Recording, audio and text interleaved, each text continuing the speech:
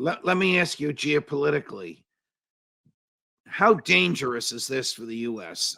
Stated differently, does Anthony Blinken, the Secretary of State, and I don't expect you to be in his brain, but you know the way these people think, does Lloyd Austin, former four-star general, Secretary of Defense, does the President of the United States, whatever you think of him, appreciate and understand how deeply we are in this? And do they appreciate how Vladimir Putin appreciates how deeply we are in this? This is the first time I've heard anybody say we are financing the Ukraine military and government, that they are dead broke and we're paying their salaries. So meals ready to eat, the infamous meals that guys in the military joke about, that stuff's coming from us. Everything's coming from us. How dangerous is that to drag us into a World War III like scenario? This is the most dangerous situation I've experienced in my life. I'm 60 years old. I've been through the Cold War. I was around in the 80s when, I helped implement the Intermediate Nuclear Forces Treaty, which got rid of nuclear weapons in the late 1980s. Another time when we were on the cusp of, stepping off into the nuclear abyss. This is far more dangerous than that.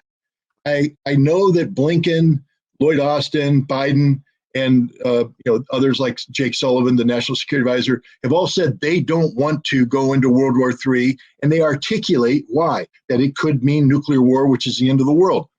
And yet they are embarked on policies which are heading us only in that direction.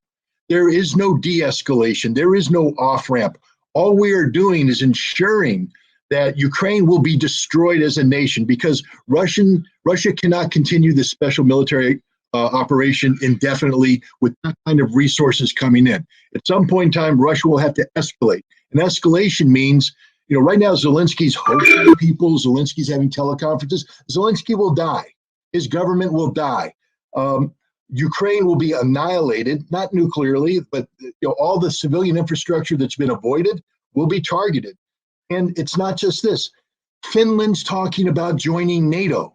What part of Russia will not allow the eastward expansion of NATO? Do the Finns and NATO not understand? Russia today has said there will be a military technical solution to this. That's the same language they use with Ukraine. This means Russia will go to war against Finland and Sweden. Can Russia fight a war on two fronts? I mean, Ukraine and Finland are nowhere near each other. Well, first of all, again, Ukraine's not a war. It's a special military operation. Russia would have to mobilize. Russia would have to mobilize, general mobilization, put 1.5 million to 2 million men under arms, train them, equip them, be ready to roll by this summer. And I believe that's the direction that Putin's going to. He has no other option. NATO's giving him no other choice.